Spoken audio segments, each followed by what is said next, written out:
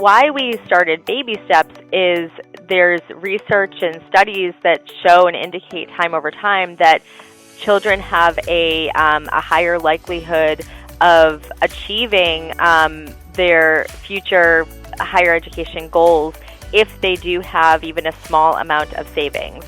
There's also links to improved maternal health, emotional health, when families start these savings accounts early and often. And so we're really inspired by that and inspired by a way to introduce families into not just saving, but investing. Hello, everyone, and welcome to the MEFA podcast. My name is Jonathan Hughes. And I'm Julie Shields-Rutyna. Hi, Julie. Hi, Jonathan. How you doing? Great. Well, and you just heard from our guest on the show today, Samantha Perry. She's the Deputy Director of the Massachusetts State Treasury's Office of Economic Empowerment. She's a very good friend of ours, a new mom, and she's here to talk to us about the BabySteps savings plan, which is celebrating its 5th birthday this year. So if you or someone you know reside in Massachusetts and are expecting a baby or adopting a child or have a new baby or adopt a child in your life, you're likely eligible to receive $50 in a U.Fund account through the BabySteps savings plan before that child's first birthday or date of adoption. So Samantha is going to tell you all about how to do that. She's going to talk about how she did that herself as a new mom. And also, 5 years into this experiment, the BabySteps plan, we're going to talk about how our efforts have paid off, what we've learned, and where we are going. But before we get to that, Julie, I think we should have a mailbag question. What do you think? I agree, Jonathan. Yes. Okay, so remember, folks, questions from the mailbag are actual questions that have come into us over the past weeks and answered by our college planning team. So if you have any questions, please remember you can reach out to us over email at collegeplanning@mefa.org, over the phone at 800-449-MEFA, and over social media, of course, on Facebook we're at on Facebook we're at MEFA MA, on X it's at MEFA Tweets, and on Instagram, it's MEFA_MA. Now, today's question is, of course, a 529 question, and it comes to us from a customer who writes, does the MEFA U-Fund currently allow rolling over unused balances to a Roth IRA for the beneficiary, as is now allowed federally? And if not, are there any plans or considerations to add that in the future? So, Julie, what is this person talking about? And then answer the question. Yes. Well, the short answer is yes. Yes, this is able to be done with the U-Fund in Massachusetts. But let me just go back and give a little bit of information about what she's asking. So, as we know, with a 529 plan, in order to fully take advantage of all of the tax benefits, the money, when you take it out, has to be used on qualified educational expenses. That's the sort of the tax term. And we know some of those expenses are tuition and fees and room and board and books and supplies. And then it's even expanded to be some K through 12 expenses and paying off some of your student loans and apprenticeships. And the newest qualified educational expense is that you can roll over some of it to an IRA if you don't use it all on those other qualified educational expenses. And so that's great. There's an expanded use. I think that might give a lot of families peace of mind. With that question we've always gotten, what if I don't use it all? Well, there are continued ways to use that. But there are a number of qualifications to that. It's not just as easy as, sure, roll it over to an IRA. So some of those qualifications are that the money has to have been in the account for this beneficiary, for the beneficiary that you want to roll it into their IRA, for 15 years. And any monies in that account have to have been in the account 5 years prior. So you can't roll over anything within a 5-year period. And then there's an overall limit. So overall, you can only roll over $35,000.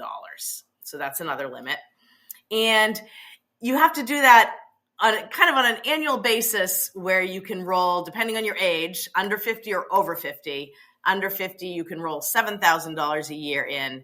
Over 50, you can roll 8. So yes, this is great. This is another way that a family can use this money if they haven't used it on the other qualified educational expenses, but make sure you understand all of those qualifications. And I'll just add one piece about how do you do this. You would just go to your 529 provider, in this case, the U.Fund, Fidelity, fill out the paperwork, then you withdraw the funds. And then once you withdraw within 60 days, make sure you just get them into an IRA of that same beneficiary. All right. Thanks, Julie. So remember, once again, reach out to us with any questions at collegeplanning@mefa.org, via phone at 800-449-MEFA, Facebook MEFA MA, X at MEFA Tweets, and Instagram MEFA_MA. We have a bench of college guidance experts ready to listen.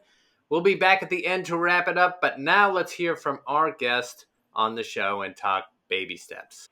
Okay, that sounds great. Well, great to see you, Jonathan. My name is Samantha Perry. I'm the Deputy Director at the Office of Economic Empowerment. We're a department of the State Treasurer's Office here in Massachusetts.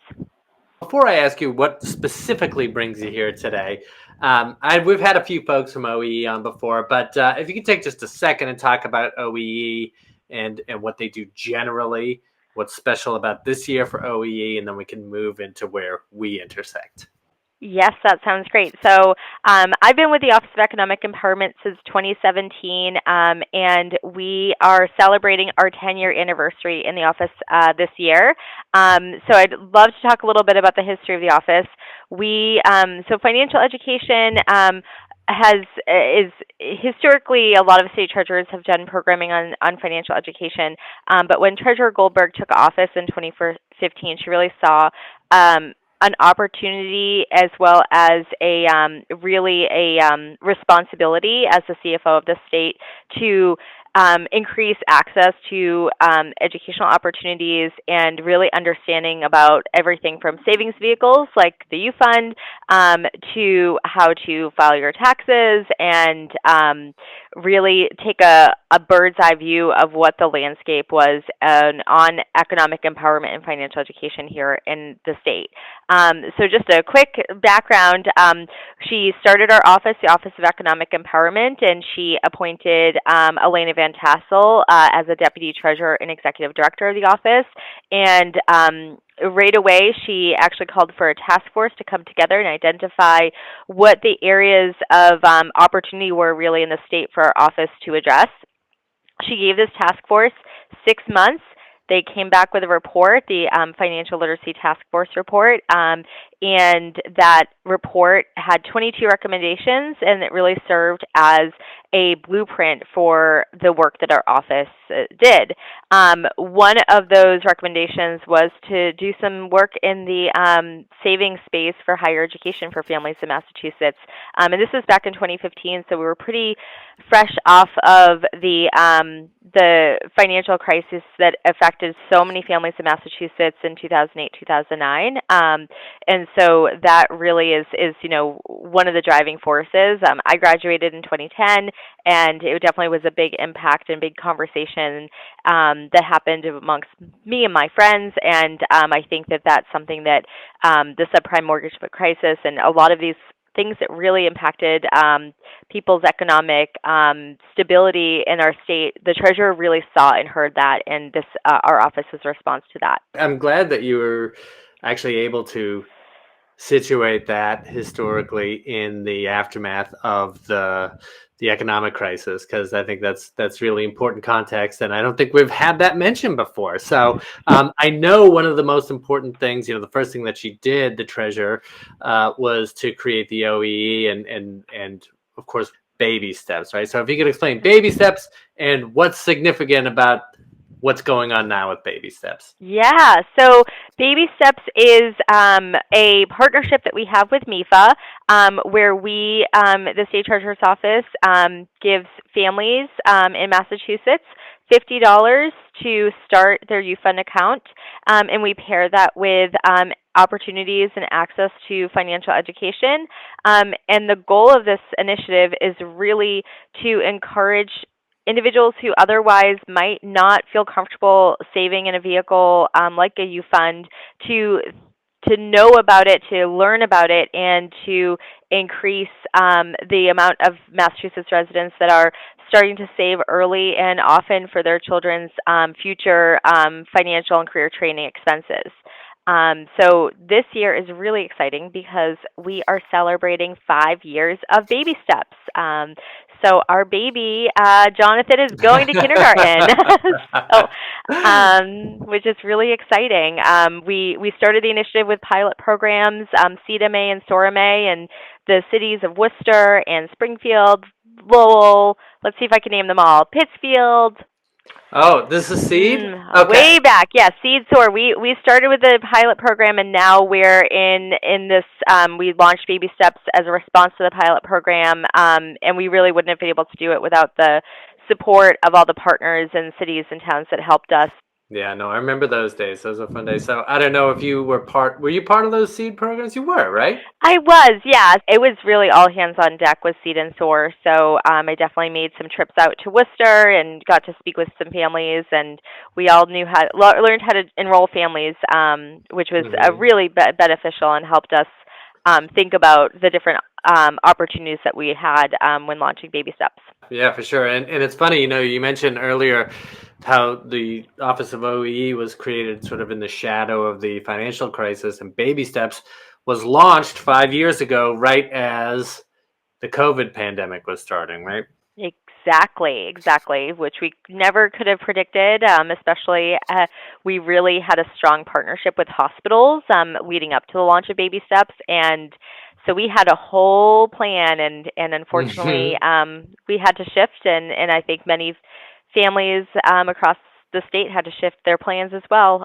Tell me about sort of the big picture of BabySteps. What goals does it have, and how are we measuring the success of that and the growth of the program? Yeah, that's a great question. So MEFA does a phenomenal job spreading the word about the UFund to Massachusetts families and really they're on different points and stages of their savings journey or their planning for their child's future educational costs. Why we started BabySteps is there's research and studies that show and indicate time over time that children have a higher likelihood of achieving their future higher education goals if they do have even a small amount of savings. There's also links to improved maternal health, emotional health, when families start these savings accounts early and often. And so we're really inspired by that and inspired by a way to introduce families into not just saving, but investing. And so, we know in the financial education space that there are key points in someone's life that really are there's big changes happening, and it's a good time to introduce behavior change. And when a family is introducing a new baby into their life, or whether they're adopting or having a child, that is a really key time that a family is looking at their finances and looking about what their future is.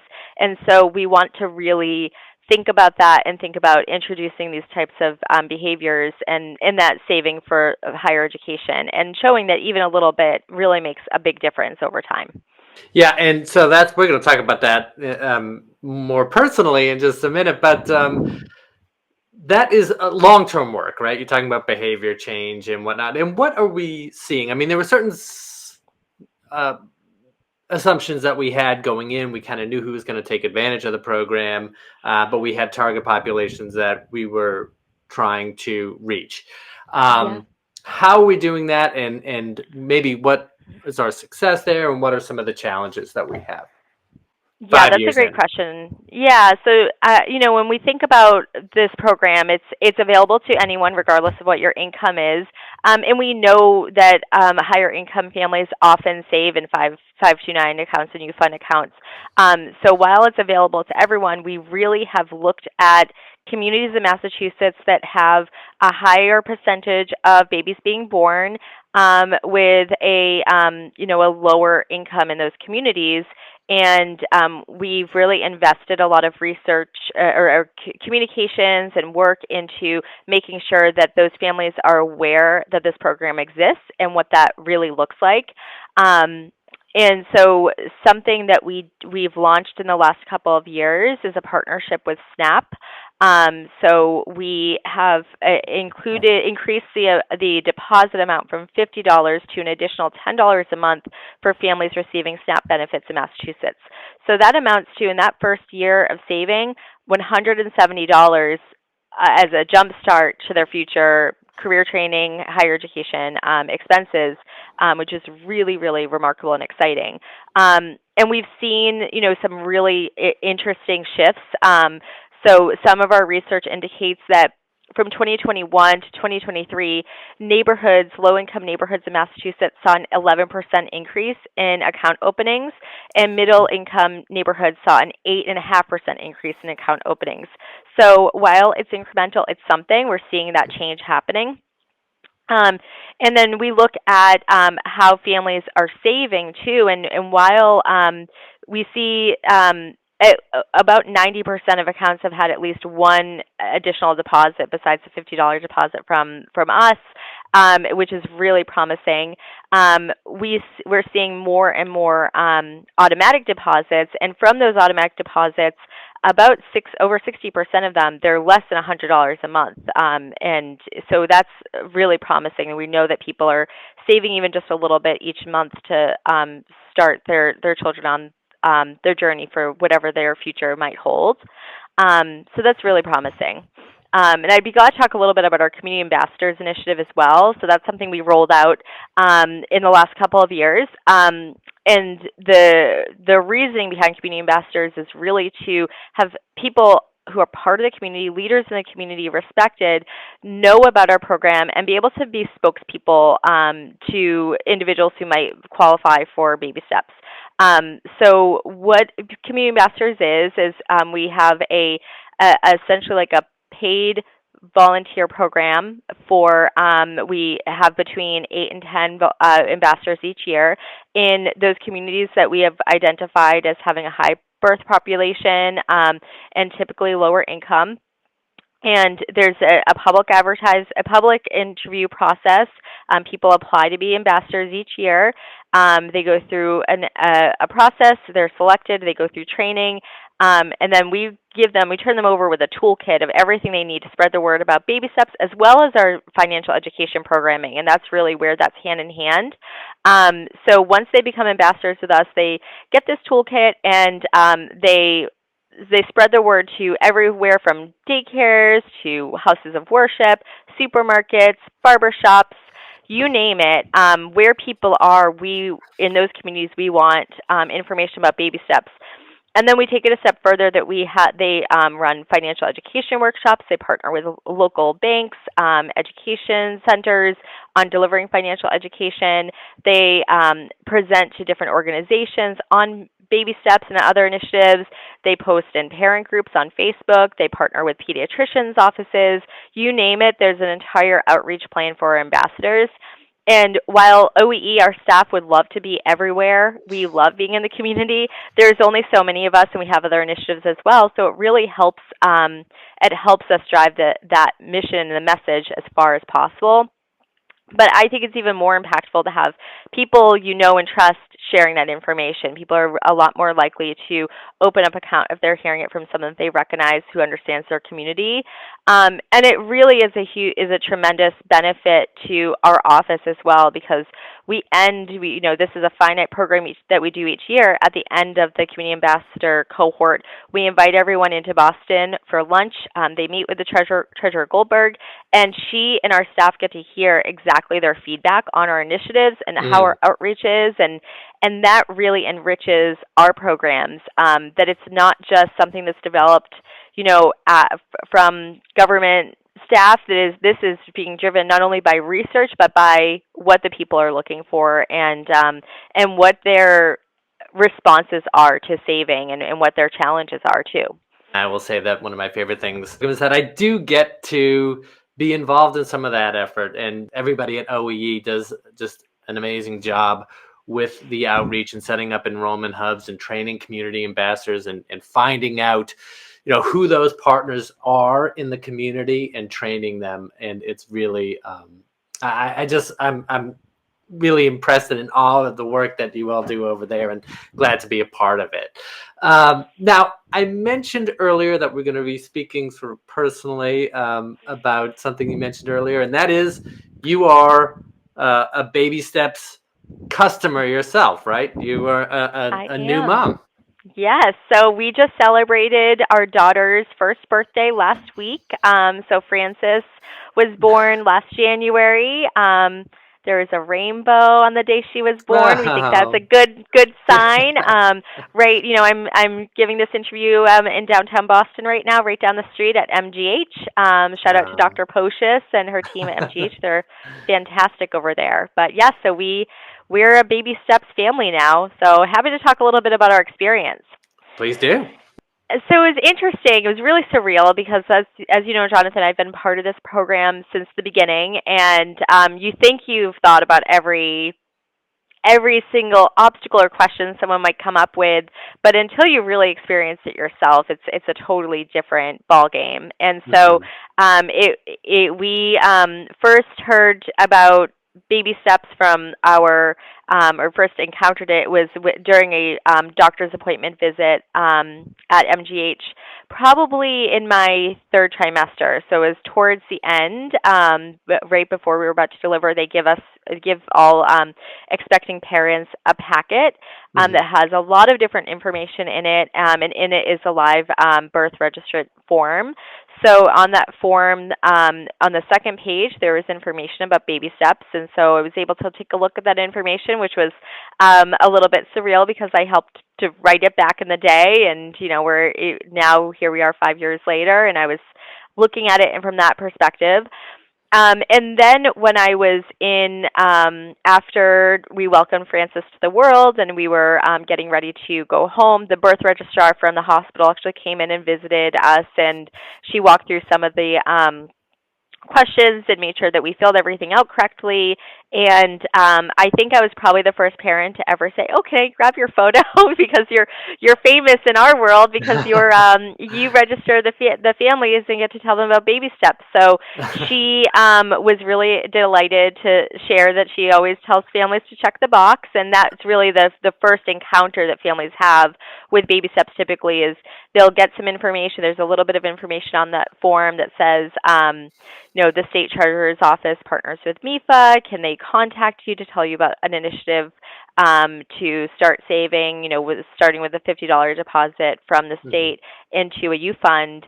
And once someone checks that box, that's giving permission for MEFA to contact them and give them information about BabySteps, and it's really powerful. So I went through that process. We checked the box, and then a couple of months later, I expected to do it the minute I got home, but honestly, things get busy when you have a newborn. So a couple months later, my husband and I sat down and we went through the process of actually opening up the U.Fund. And that was also really helpful because I was able to see the type of questions that my husband came up with.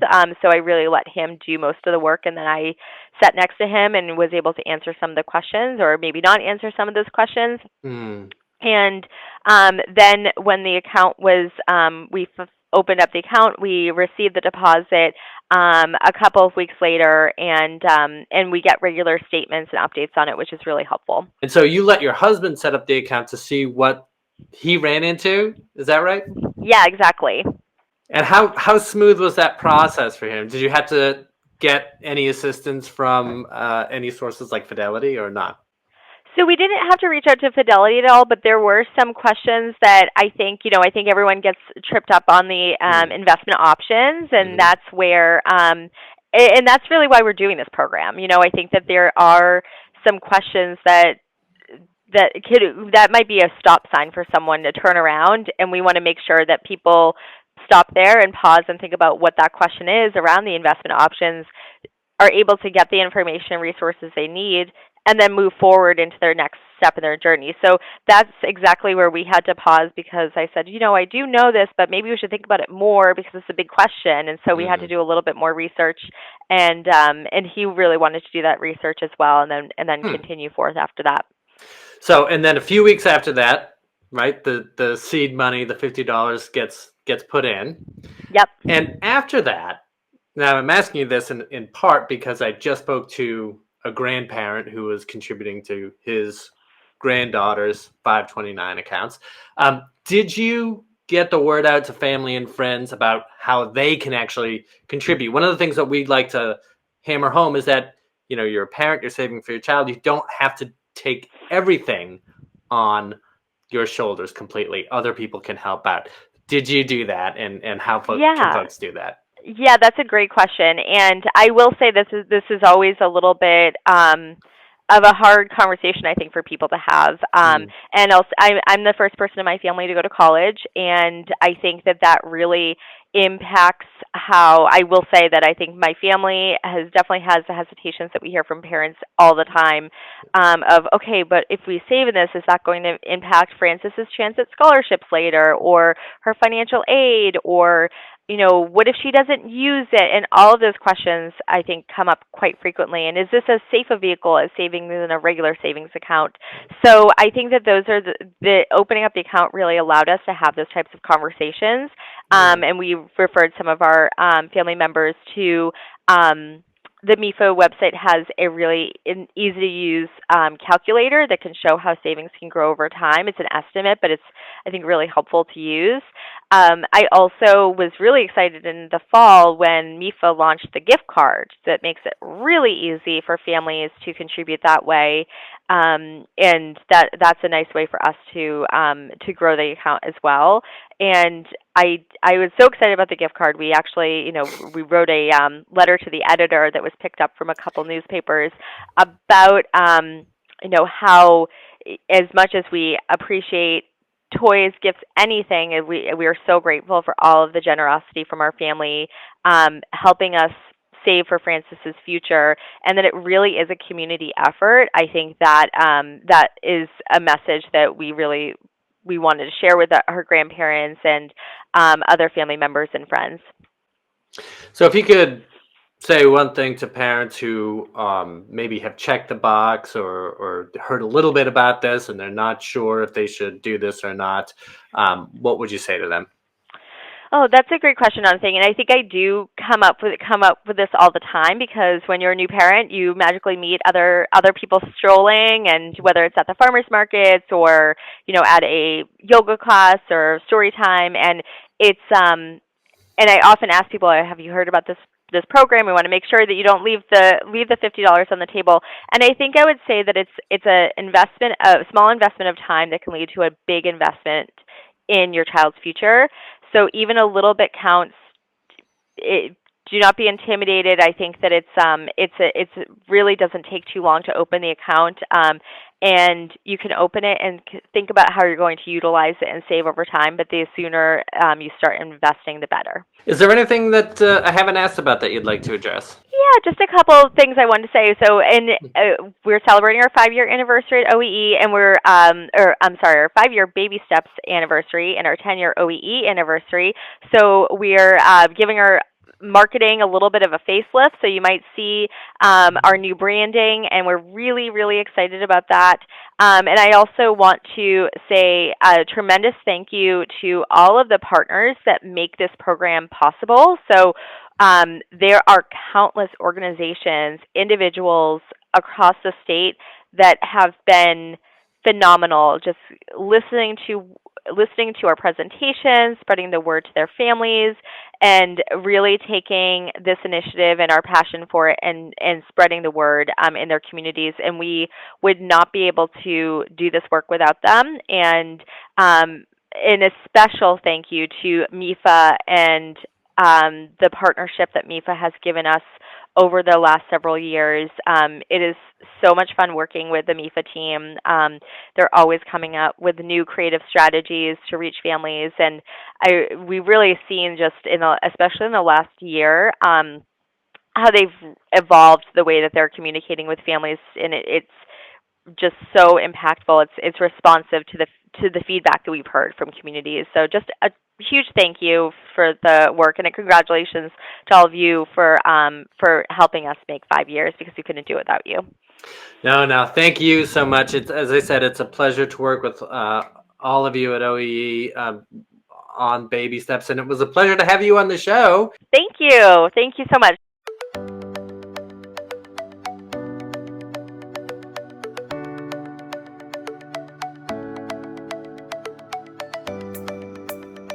All right, everyone. Well, that was our show. Once again, I want to thank Samantha Perry for being here and sharing her time and her experience with us. And I'd like to thank Julie for joining us. You're welcome. And if you're listening and you liked what you heard and you want to hear more from us on planning, saving, and paying for college and career readiness, well, then follow the show wherever you get your podcasts. And please remember to rate and review us. It just helps us to keep doing what we are doing.